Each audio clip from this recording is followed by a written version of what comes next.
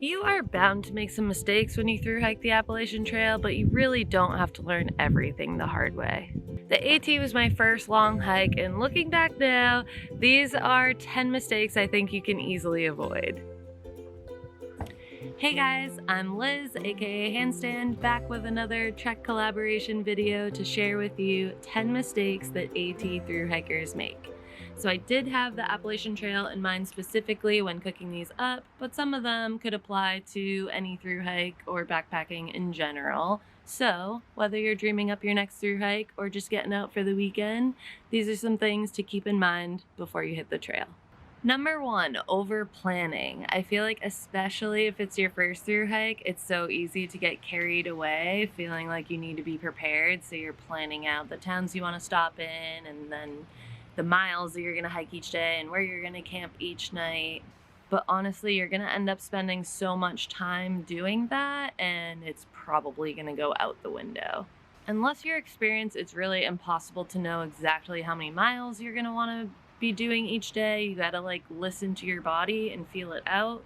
You're also going to meet other people on the trail, and plans are going to change. So don't waste your time planning out every detail. I would say just planning your first 1 or 2 towns that you want to stop in, having a sense of the miles, but giving yourself some flexibility so that you can allow for things to happen and allow for your body to get used to your thru hike. Number 2, starting too early in the season. I feel like every year the bubble, the bulk of hikers that are starting, in the same week or something, has moved earlier and earlier and earlier and earlier, and it's just normalized a February start date, which I feel like is so unnecessary. I started the first week of April when I did the Appalachian Trail, and biasly, I feel like that was a great time to start. Of course, it's going to depend on your experience, but I think the earlier you start, people think they're giving themselves more time, but they're not necessarily thinking about all the weather they're going to encounter in the beginning. And so you need a lot more warm clothes and gear for, if you're starting in February and you're going to get held up by snowstorms and whatnot. So maybe you started ahead of the bubble, but I feel like you're going to sort of be going slower in the beginning. And then what was the point of that? If you just start a little bit later, you could have a smoother beginning and be moving faster from the jump. Mistake number 3, romanticizing the trail or the thru hike or the adventure. I think it's so easy to watch videos on YouTube and see the highlight reel of people's videos and just think this is going to be the most amazing adventure of my whole life, sunshine and rainbows. And that's not really the case. I mean, it is an amazing adventure, of course, but there's a lot of monotony involved, hiking back to back to back to back days, and there's a lot of tough times to get through with weather, rain, whatever it is. And so just having those proper expectations that it's not all good days. Mistake number 4, committing to a trampoline. This one might be controversial, but I just hiked the PCT this year, and one of my favorite things about my hike was that I sort of bounced around. I did some of it alone, I hiked some of it with this person, I hiked some of it with this group, and that just made the experience so amazing. I had so much variety in my hike, and I learned so much from different people, and I wish that for everybody. Maybe that's not for everybody, but I think people tend to, find somebody that they vibe with and just stick with them to the end and feel loyal for doing so. And that's great. If it's working out, that's amazing. And, that friendship is something you'll take with you the rest of your life, probably. But sometimes things happen, somebody gets hurt, somebody wants to detour, somebody wants to move faster, and it can take away from the experience, being insistent on staying as a team. And so you're spending all this time, energy, and money on this experience, and you've got to hike your own hike and do what you want to do. And so I think just going into it open-minded that you're going to meet people, make friends, but it might not work out for the entire trip. Mistake number 5, underestimating the mental difficulty. I think going into a through hike, we all know it's going to be a physical challenge, hiking up and down mountains for 10, 15, 20, 30 miles a day, every day. And so we do a lot, hopefully most people, to like prepare for the through hike physically. But what's more difficult to prepare for, and so most people aren't doing anything about it or thinking about it, is the mental difficulty that you go through. I would argue that the mental challenges are harder than the physical challenges on the Appalachian Trail, especially. And so the rain gets to you day after day, just the monotony of being, doing the same thing every day, being in the trees all the time, no matter how much you love hiking, after, months of it, it gets monotonous. And there are going to be days that you wake up and you're just like, I don't feel like doing this today. And so being able to like push through that and keep going, I think, is the hard part for most people, which I believe probably shows in the statistics of how many people finish the trail. So preparing yourself mentally before the trail that it's, again, not going to be all sunshine and rainbows, and it's going to be, tough sometimes.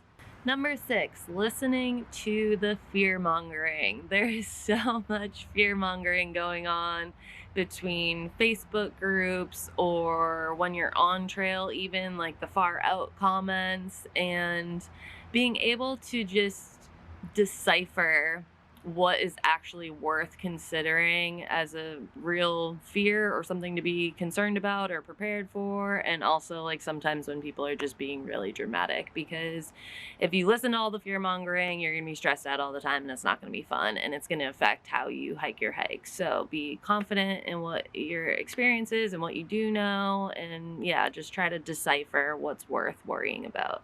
Mistake number 7, setting up resupply boxes. This one might be also controversial. I did several resupply boxes on the Appalachian Trail and on the Pacific Crest Trail, and most of the time I don't feel like it was really necessary. There might be a few spots where the resupply is really limited, so especially if you've got, dietary restrictions or whatever, that might be necessary for some people. I mean, some people set up resupply boxes for the whole trail. But if you don't have any restrictions, if you are somewhat flexible, you can make stuff work, I wouldn't bother with resupply boxes. I feel like it's so much time and energy to put them together. It costs a lot to ship them. Now you're dependent on the post office to, get your box when the post office is open, which just doesn't work out half the time on your hike because you get to town on a Sunday or whatever. And so I would just say don't go crazy in that department. Only utilize them if you feel like you really need them for some reason. Number 8, this is my personal favorite one. Don't start off carrying everything you think you're gonna need for 6 months, because it's completely unnecessary and added weight. So for example, you don't need to start out on day 1 with bug spray, sunblock, 98 band-aids. You want to start off carrying like the bare minimum of what you think you might need for that stretch. So on your first stretch, you might be doing 3 days or 4 days or 6 days, whatever it is. So do you need 97 band-aids or whatever number I said? No, maybe 1 band-aid if something happened to get you to town. And then when you get to town, you can buy more band-aids if you need them. Bug spray. I don't think I needed bug spray until like Connecticut on the Appalachian Trail. So you may need it at some point, but the idea is like, what can you survive without for a 5-day stretch from town to town? So if you get up to Connecticut and it's starting to get buggy and you don't have bug spray, can you survive 3 days without bug spray until you get to town and then purchase it there? Probably. So I think that's a good mindset going into it. Don't think of it like carrying everything you need for 6 months. Think of it like carrying what you're going to need for 5 days at a time. Mistake number 9, not checking for ticks. I was one of the unlucky ones to get Lyme disease on the Appalachian Trail. So that's why I'm putting this in there, because I wasn't really religiously checking for ticks. I mean, maybe a quick glance, I just sort of assumed you'd notice it, I guess, if one was biting you or on you. The whole 6 months, I probably only pulled a few off of like my clothes or something, but I definitely did not check every night. And so I never found a tick.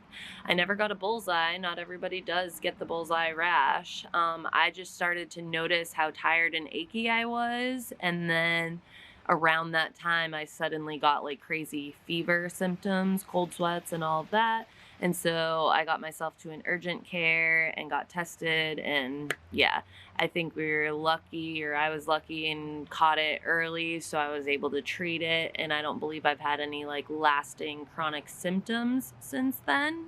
But I just think it's, the Northeast especially is just tick central. So it's dumb not to just make that part of your daily routine, checking for ticks. And lastly, number 10, believing that it's gonna get easier.